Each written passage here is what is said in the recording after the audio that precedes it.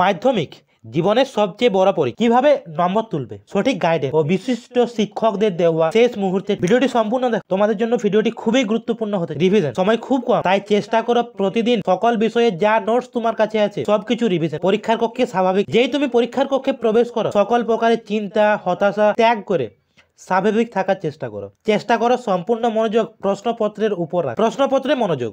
পরীক্ষা শুরু হওয়ার 15 মিনিট আগে প্রশ্নপত্র তোমাদের দেওয়া, তাই প্রশ্নটি সম্পূর্ণ মনোযোগ দিয়ে পড়ো। প্রশ্নপত্র দেখো এবং নিজের মনের মধ্যে এক ছক তৈরি করে কিভাবে তুমি প্রশ্নপত্র শুরু করবে এবং সে দেখো পরীক্ষা খুব সহজ হয়ে যাবে এবং পরীক্ষার রেজাল্টও খুব। প্রশ্নপত্র নির্বাচন, যিনি তোমার খাতা দেখবেন তিনি যদি শুরুতেই লেখার মান ভালো পান তাহলে তোমার প্রতি এক ইতিবাচক ধারণা তৈরি এবং চেষ্টা করো যে প্রশ্নের উত্তর তোমার সব থেকে ভালো জানা বা মনে আছে সেগুলোকে আগে উত্তরপত্র সাজিয়ে নাও। ভালো নম্বর পাওয়ার জন্য উত্তরপত্র সাজিয়ে নেওয়াটা খুবই জরুরি, তাহলে তোমার উত্তরপত্রটি শিক্ষকের কাছে আকর্ষণীয় হয়ে ওঠে। উত্তরপত্রের নিচে ও ডান পাশে 1 ইঞ্চি ফাঁকা রেখো এবং চেষ্টা করো পেন্সিলের মার্জিন ভালো নাম্বার পেতে কাটাকাটি অস্পষ্ট না লেখারই চেষ্টা করো। যদি ভুল হয়ে যায় তাহলে সেটাকে সমান্তরাল ভাবে কাটার চেষ্টা করো এবং সে পয়েন্ট করে লেখা ও সুস্পষ্ট ছবি। যতটা সম্ভব উত্তরগুলি পয়েন্ট করে লেখার চেষ্টা করো। তোমরা হেডিং বা সাব হেডিং গুলি পয়েন্টের মধ্যে দিলে খুবই ভালো হয়, দেখতে অনেক আকর্ষণীয় হয় এবং কি যেসব বিষয়ের ছবি থাকে যেমন কি গণিত বিজ্ঞান ভূগোল সেগুলোতে ছবিটা খুব